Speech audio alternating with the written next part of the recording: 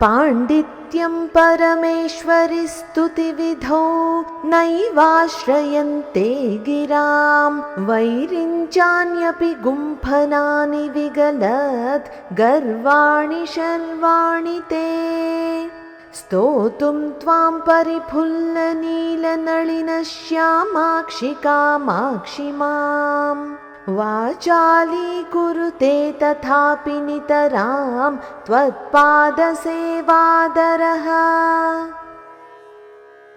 पाण्डित्यं परमेश्वरि स्तुतिविधौ नैव आश्रयन्ते गिरां वैरिञ्चान्यपि गुम्फनानि विगलद् गर्वाणि शर्वाणि ते स्तोतुं त्वां परिफुल्ल नील नलिन श्यामाक्षि कामाक्षि मां वाचाली कुरुते तथापि नितरां त्वत्पाद సేవ ఆదరః। పరమేశ్వరి శర్వాణి, వికసించిన నల్ల తామరల వంటి అందమైన కన్నులు గల ఓ కామాక్షి, నిన్ను స్తుతించటం అన్నది కేవలం లౌకిక పాండిత్యంతో సాధ్యమయ్యే పని కాదు.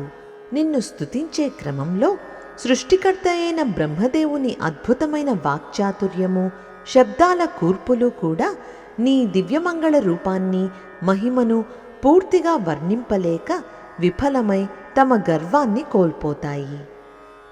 అయినప్పటికీ నీ పాదపద్మాలను సేవించాలనే అంతులేని ఆరాటము, అమితమైన భక్తి, మూకం కరోతి వాచాలం అన్నట్టు నన్ను వాచాలుడిగా అంటే గొప్ప వాగ్ధాటి కలవానిగా చేసి ఈ స్తుతిని నా నోటి నుండి పలికిస్తున్నది.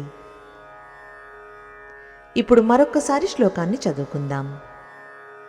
पाण्डित्यं परमेश्वरि स्तुतिविधौ नैवाश्रयन्ते गिरां वैरिञ्चान्यपि गुम्फनानि विगलद् गर्वाणि शर्वाणि ते स्तोतुं त्वां परिफुल्लनीलनलिनश्यामाक्षि कामाक्षि मां वाचालीकुरुते तथापि नितरां त्वत्पादसेवादरः।